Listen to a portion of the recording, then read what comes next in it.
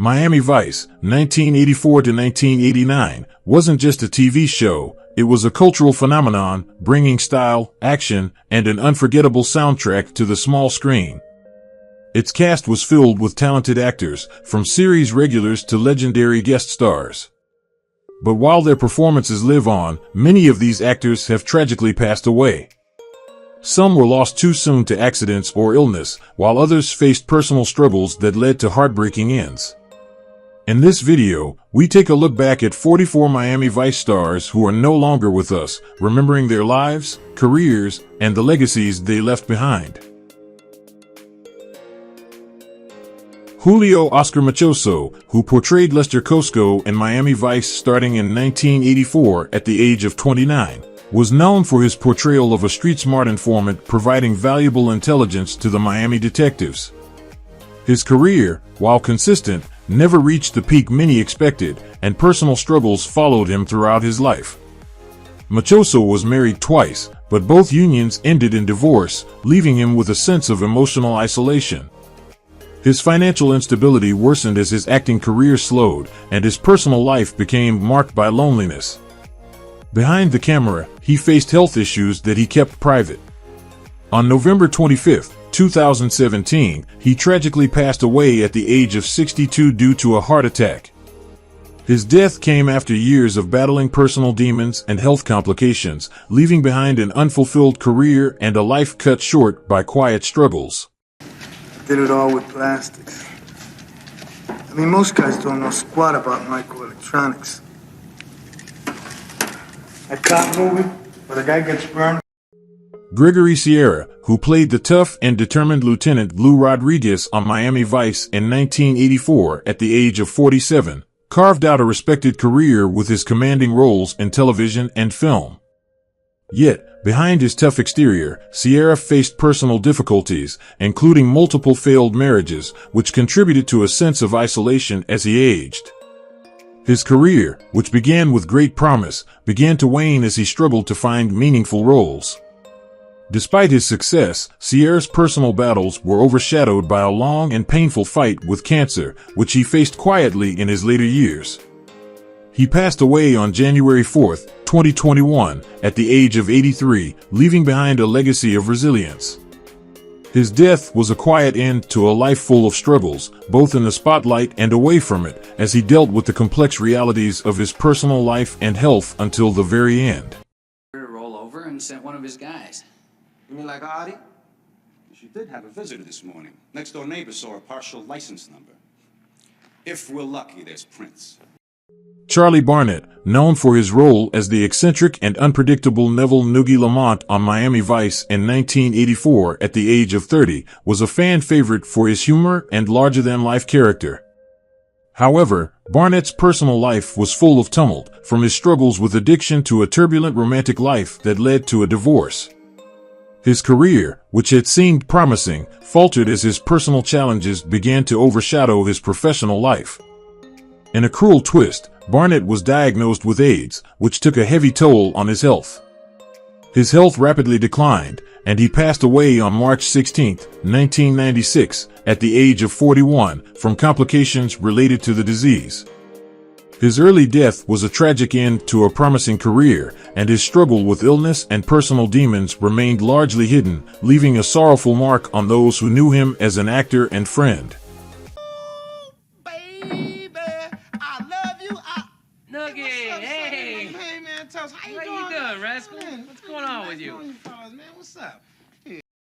Ned Eisenberg, who played the devious Federico Librizzi in Miami Vice beginning in 1985 at the age of 28, built a career playing complex and morally ambiguous characters. While his professional life flourished, Eisenberg's personal life was far from smooth. His marriage ended in divorce, and he faced considerable emotional and financial instability as his acting career was overshadowed by health problems. In his later years, Eisenberg was diagnosed with both cholangiocarcinoma and uveal melanoma, two rare cancers that significantly impacted his life. Despite his brave public appearance, he was privately fighting a painful and relentless battle.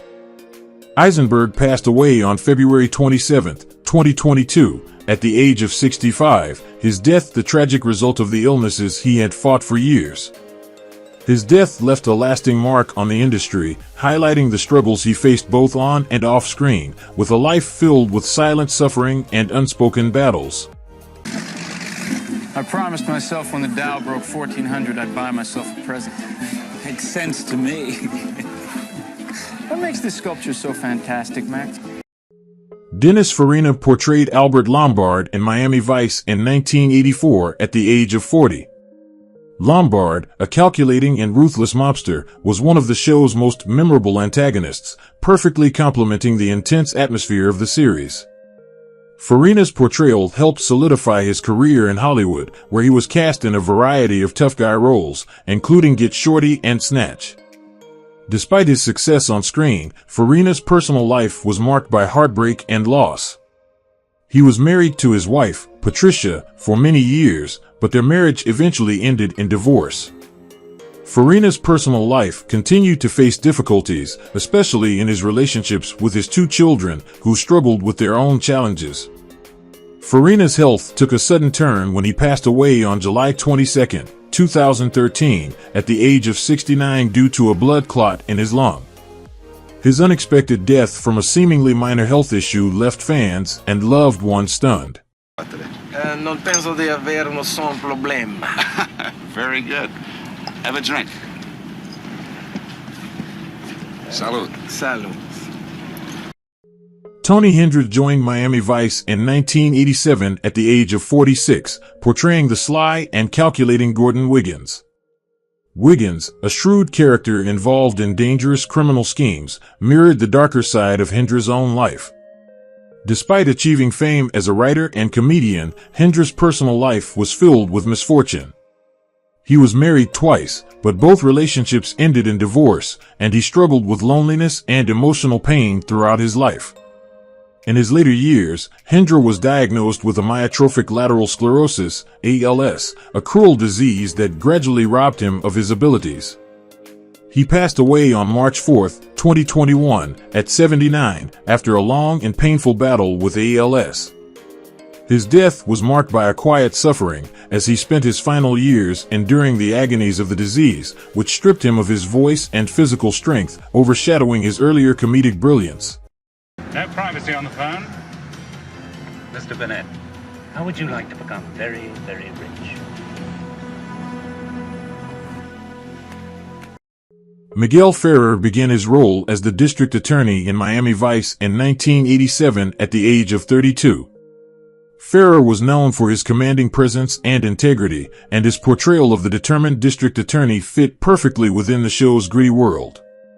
His career continued to thrive after Miami Vice, with roles in RoboCop and NCIS, Los Angeles. However, Ferrer's personal life was often troubled, with a divorce from actress Leilani Sarel, and he faced numerous challenges with family and relationships. In 2017, Ferrer was diagnosed with throat cancer, a diagnosis that would lead to his untimely death at the age of 61. Despite his successful career, his final years were marked by pain and physical decline, and his death was a harsh reminder of how illness can take away someone in the prime of their life, leaving fans and family heartbroken by his passing. She made the movie. I caught glancing a lie. What else do you want? I got too much. I got 3 blondes. I got 20 witnesses. All right, Who put what'll be Glance the in a bar a clincher? mile What'll be the away. clincher? What'll get it? Proof of murder would be nice. Michael Carmine, who portrayed Mikey in Miami Vice in 1985 at the age of 26, was a character full of street-smart wit and resourcefulness, always navigating the dangerous world he inhabited with quick thinking. Behind the scenes, Michael's life was a struggle, burdened by addiction and personal turmoil that reflected the inner conflict of his on-screen persona. His career was marred by substance abuse, and his personal relationships were strained due to his inability to break free from his vices.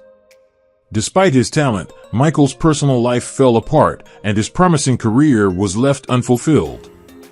In 1989, at the age of 30, Michael passed away from complications related to AIDS, his death a tragic reminder of the devastating impact of the disease on many in the 1980s. His passing was heartbreaking not just for the loss of a talented actor, but for the life cut short, a life full of unrealized potential and inner battles that could never fully be overcome. I'm rehabilitated. Welcome to the ex-con theater of life. Place to come through, you know, when you get cut loose. Work out the stress, understand yourself. John Polito joined Miami Vice in 1988 at the age of 38, portraying El Gato, a ruthless and dangerous criminal. El Gato's menacing influence was matched by Polito's intense and distinctive acting style, which made him a memorable character in the show. Outside of Miami Vice, Polito's career included notable roles in films like The Big Lebowski and Miller's Crossing. However, his personal life was filled with turmoil, having gone through 2 failed marriages and facing deep emotional struggles. In his later years, Polito was diagnosed with multiple myeloma, a form of cancer that would take a significant toll on his health. He passed away on September 1, 2016, at the age of 65, after a painful battle with the disease. His death was a tragic end to an actor whose career had flourished, but whose personal and health battles marred his final years, leaving a legacy of talent cut short by illness. The Carreras, they think they are clever. They think that this will destroy me. No, not me. G. Gordon Liddy, who began playing Captain William Mr. Real Estate Maynard on Miami Vice in 1985 at the age of 55, was a calculating and ruthless character whose manipulative nature made him unforgettable. In contrast, Liddy's personal life was plagued with turmoil, largely due to his involvement in the Watergate scandal, which overshadowed much of his career. His first marriage ended in a bitter divorce, and his relationship with his children became strained because of his controversial past. His second marriage was more stable, but Liddy's past haunted him, and his reputation never fully recovered. The shadow of his political actions cast a long, painful shadow over his personal life, and despite later attempts at redemption, he never found peace. Liddy passed away on March 30, 2021, at the age of 90 from natural causes, leaving behind a legacy tainted by scandal, regret, and broken relationships. His death marked the end of a life filled with public controversy and private struggles.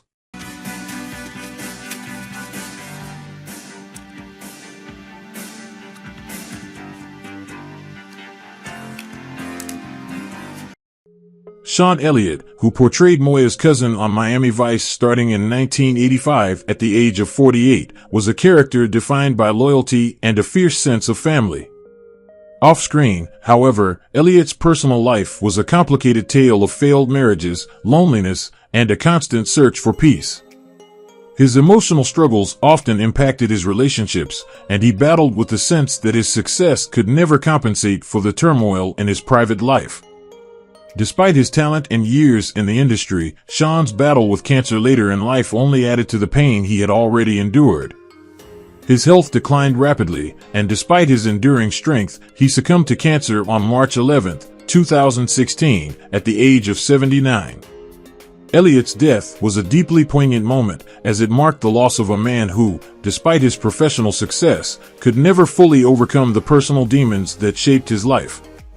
His passing was a reminder of the emotional battles that often go unnoticed behind the scenes. You don't want to tell me, huh? That's okay. I already know enough. John Matuzak, known for his role as Losco in Miami Vice in 1987 at the age of 37, was a towering figure, both in stature and personality, portraying a menacing and intimidating character. However, Matuzak's real-life struggles were far darker than anything his on-screen persona conveyed. A former football star turned actor, Matuzak was trapped in a cycle of substance abuse that had begun during his sports career and only worsened as his acting opportunities dwindled. He married and had children, but the damage to his personal life was profound, marked by strained relationships and a growing sense of alienation. The pressure of living up to his past glory led him down a path of self-destruction. Tragically, Matuzak's life ended on June 17, 1989, at the age of 38, when he died from an accidental overdose of prescription drugs. His death was a sad, premature end to a life filled with both physical and emotional battles, the latter of which he could never quite overcome. Charlie's done some sniffing around since you knew some of the wise customers. And? Came up with some possibilities. R. Lee Ermey, who portrayed Detective Sergeant Ernest Haskell in Miami Vice starting in 1987 at the age of 43, brought a raw and commanding presence to the role.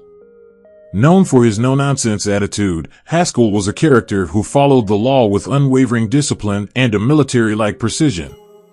Ermey's own life echoed these characteristics. He had served in the U.S. Marine Corps and later became famous for his role in Full Metal Jacket. Despite his professional successes, Ermey's personal life was marked by turbulence. His 2 marriages ended in divorce, and he struggled with alcohol and personal demons that strained his relationships, especially with his children. His passing on April 15, 2018, at 74 due to complications from pneumonia was a tragic end to a life that embodied both strength and inner struggle. His death highlighted the toll that public life and personal battles can exact on even the toughest individuals. Freshwater. Okay, so he falls off a boat in the Miami River. Tide goes out and he ends up in Biscayne. Brian Dennehy, who portrayed the charismatic yet dangerous Reverend Billy Bob Proverb on Miami Vice in 1987 at the age of 49, played a role that mirrored some of the darker aspects of his own life. Dennehy, often admired for his talent, found himself struggling with personal demons that impacted both his career and family life. He was married 3 times, but his relationships were fraught with conflict and emotional strain. Dennehy's career saw ups and downs, with a few roles in major films and television, but his personal life was always tumultuous. The pressure of constant work and the toll of strained marriages led him to bouts of alcoholism and self-doubt. Dennehy's health deteriorated over time, and on April 15, 2020, he passed away at the age of 81 from natural causes. Though his death came peacefully, it marked the end of a life shaped by the invisible burdens of personal failures, regrets, and unspoken tragedies that few knew about. $50 piece of matter we call a jacket. No, Satan. Satan, I know what you want, but you ain't gonna get it. No, you ain't gonna make the Reverend Bill Bob proper. James Brown, who played Lou DeLong in Miami Vice starting in 1987 at the age of 54, brought a charismatic, larger-than-life energy to his role, mirroring his own musical persona. As a character, Lou DeLong was charming and influential, much like the famous soul singer, but his life and career were marked by a mix of highs and deep lows. Brown, a legendary figure in the music industry, faced a series of personal challenges, including failed marriages, health problems, and a distant relationship with his children. His career, though groundbreaking, was often overshadowed by the turmoil in his personal life. Struggling with heart issues, Brown's health took a toll, culminating in his death on December 25, 2006, at the age of 73 from heart failure caused by pneumonia. His passing was a tragic reminder of how fame does not always shield one from life's darkest challenges. Now, friends, afterlife is a peaceful coexistence among the planets. Scott Plank, who joined Miami Vice in 1987 at the age of 29 as Detective Glenn McIntyre, had a promising career ahead of him. His portrayal of the dedicated detective with a keen eye for solving crimes resonated with audiences. However, despite his early success, Plank's personal life faced struggles that mirrored the emotional weight of his characters. He dealt with the pressures of fame and the isolation that came with it, and his career never fully flourished in the way it had seemed to. On October 24, 2002, at the age of 43, Plank's life was tragically cut short when he died from injuries sustained in a car accident. His sudden death left many in shock, as he was an actor with immense potential. His passing remains a somber reminder of the fragility of life, especially for someone whose future seemed so bright. Never mind, listen. Just pull his file and give me all the case numbers of any mugshots or records that he might have requested lately, okay? You got that? I got it. What's happening? I'll tell you later. Listen, this one is too good. Danny Vance, who played the vibrant Annette McAllister on Miami Vice in 1987 at 33, was a force on screen, known for her unyielding strength and fiery spirit. Off-screen, however, her life was far from as dynamic. She had a troubled love life, with a failed marriage and no children, which left her with a sense of deep personal emptiness. Her career, while promising, was tragically cut short when she was diagnosed with breast cancer, a diagnosis she faced with remarkable strength, but which eventually overwhelmed her. Danny continued to work and advocate for cancer awareness even as her health deteriorated, yet she was unable to overcome the disease that claimed her life. She passed away on August 21, 1994, at the age of 40, leaving behind a career that was never fully realized and a life marked by both strength and sorrow. Her death was a painful reminder of the fragility of life and the cruel twist of fate that took away a woman with so much more to give.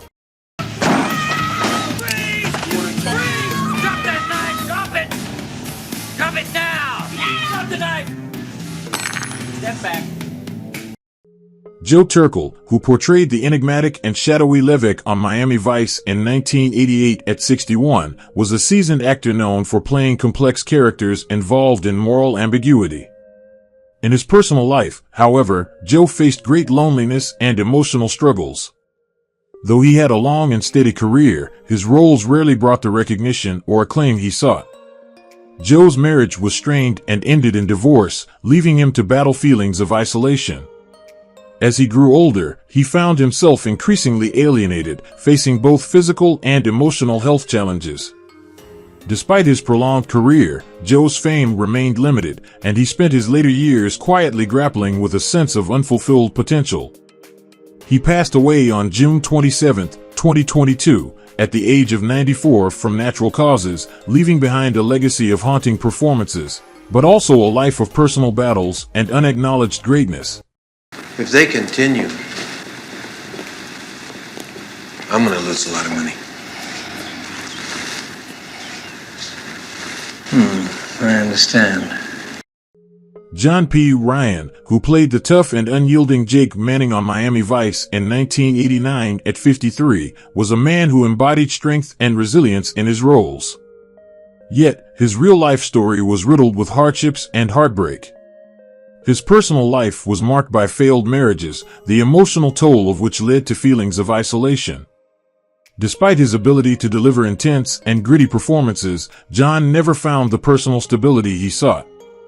His career, while filled with notable roles, never quite reached the level of recognition he had hoped for, leading to dissatisfaction and regret.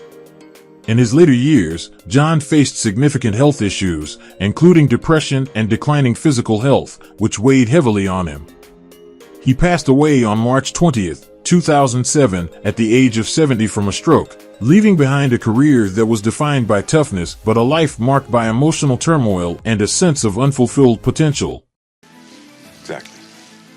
And the same Jason Lane recently received a humanitarian award from a major college. Burt Young, who portrayed the tough and gritty Lupo Ramirez in Miami Vice in 1984 at the age of 44, embodied a character deeply embedded in Miami's criminal underworld. Lupo was a man driven by raw ambition and a ruthless attitude, navigating the dangerous streets where alliances were temporary and survival was paramount. Young, however, had his own personal battles, including a turbulent relationship with alcoholism that affected both his career and personal life. He was married but struggled with deep emotional pain, which ultimately contributed to the collapse of his marriage. The actor's later years were filled with health challenges, and on October 8, 2023, at the age of 83, Young passed away from cardiac arrest, with contributing factors including myocardial infarction and atherosclerosis. His death marked the tragic end of a life filled with both professional success and personal demons, leaving a complicated legacy behind. Everything's been very smooth.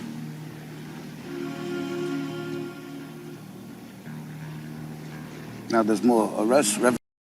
Eartha Kitt, who brought to life the enigmatic priestess Chada in Miami Vice in 1985 at the age of 58, was a trailblazer in both her career and her personal life. Known for her sharp wit, stunning beauty, and larger-than-life presence, Kitt's career spanned multiple decades, including iconic roles in music, film, and television. However, despite her fame, her personal life was filled with adversity. Kitt's one marriage ended in divorce, and she struggled against the racism and prejudice that often accompanied her success in Hollywood. Her daughter, Kitt's pride and joy, became the center of her world, yet even that relationship had its complexities. In her later years, Kitt faced a devastating diagnosis of colon cancer. She passed away on December 25, 2008, at the age of 81, after a hard-fought battle with the disease, marking the end of a remarkable life that had constantly defied the odds. These are the items that I mentioned. Whoever left these felt threatened. Margaret Whitten, who portrayed the cunning and sophisticated Cassie Bramlett in Miami Vice in 1984 at the age of 35, played a character who always seemed to be manipulating situations to her advantage. Whitten herself faced a series of personal struggles that mirrored the complexity of her on-screen roles. While her career flourished with notable roles, including in Major League, her personal life was marked by an unhappy marriage, which ended in a painful divorce. Despite achieving great professional heights, Whitten remained emotionally wounded by her personal failures, and these struggles affected her health. She was diagnosed with cancer, which ultimately led to her passing on December 4, 2016, at the age of 67. Her death, after a brief and hard-fought battle with the disease, was a somber end to a career that had much untapped potential, leaving many to wonder what could have been had life treated her more kindly. Now we're sitting in this boat going God knows where, with a chick that don't talk either. Why don't you just relax and enjoy the scenery? Kai Luke, who portrayed the wise Lowley in Miami Vice in 1985 at the age of 81, was a stalwart of Hollywood who portrayed characters filled with insight and strength. Though his career spanned decades and included a vast array of films and television roles, Luke's personal life was marred by a sense of isolation and unspoken loneliness. His early marriage had ended in divorce, and he was often left to navigate his later years without the support of a family. His relationship with his daughter remained strained, and his solitude grew in his final years. Despite his success, the weight of personal struggles weighed heavily on him. Luke's health began to fail, and on January 12, 1991, at the age of 86, he passed away from a stroke. His death was a quiet end to a long life that had been overshadowed by solitude, with little fanfare or recognition beyond his acting career, and left those who knew him with a sense of loss for the man behind the roles. I want you out of Miami. Yes, I expect you do. But I'm not leaving. I'm here to retire. Isn't that why people come to Miami? Clarence Williams III, who played the powerful and intimidating Maximilian Legba Ildefonse in Miami Vice in 1985 at the age of 46, was known for his commanding presence on screen. However, Williams's life off-screen was just as complicated as the characters he portrayed. He had 2 marriages, both of which ended in divorce, leaving him emotionally adrift. The end of his marriages marked a deeper personal struggle with loneliness, and Williams often struggled to find peace in his personal life. His career continued to be successful, but his personal demons remained a constant. In his later years, he was diagnosed with colon cancer, which ultimately took his life on June 4, 2021, at the age of 81. His death, following a battle with the disease, left many reflecting on the talent and pain he carried through his career, and the legacy he left behind, both on screen and off. You do not believe the laws live within you. They do. Jeff Moldovan, who played the morally ambiguous corrupt club cop in Miami Vice in 1985 at the age of 32, was a man caught between 2 worlds. His role on screen mirrored his real-life moral battles. Moldovan's character was a morally gray figure, perpetually torn between his corrupt actions and the facade of righteousness. In his personal life, Moldovan's descent into alcoholism and fractured relationships became a cruel reflection of his role's ethical conflicts. He was married twice, but both unions ended in painful divorces, each one leaving him more disillusioned with life. His financial troubles mounted, and his career began to stagnate after Miami Vice. Moldovan's health rapidly declined, and on August 22, 2013, at the age of 60, he succumbed to a heart attack.